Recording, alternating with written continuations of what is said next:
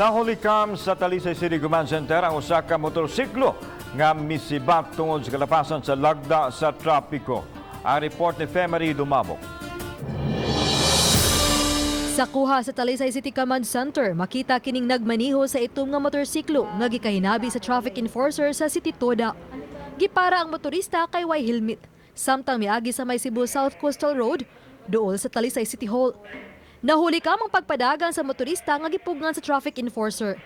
Nahuli ka masab ang pagsarasay niini. Misuway paghapon kini pagsibat dihang naabtan sa traffic enforcer. Apan napugnan ug nailog sa enforcer ang yawi sa motorsiklo. Gilayog sa driver ang enforcer nga mipugong kaniya. Mato ni Joy Tumulak agawas nga wa mag-helmet ang motorista, wa usab kini lisensya.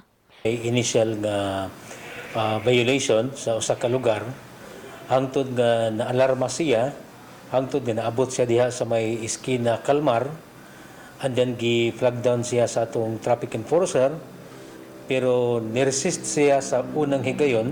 Nakalingkawas ang driver kay gibuhian sa enforcer, apan na-impound ang iyang motorsiklo.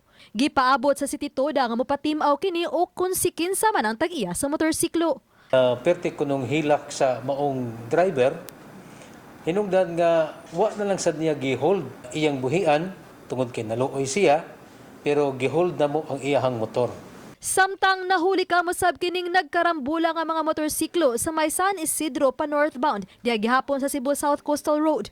Natumbang usa kanila diha sa tunga-tunga sa daan dihang may dump truck nga may paturatoy og padagan na dumbulan ang natumbang nga motorsiklo. Apan tungod sa kadangog sa daan, daw na slide lang ang motor ug ang duha ka sakay niini nga nakaangkon og mga minor injuries. Uba ni John Solon.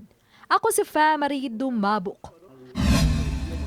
Balitang Bisdak.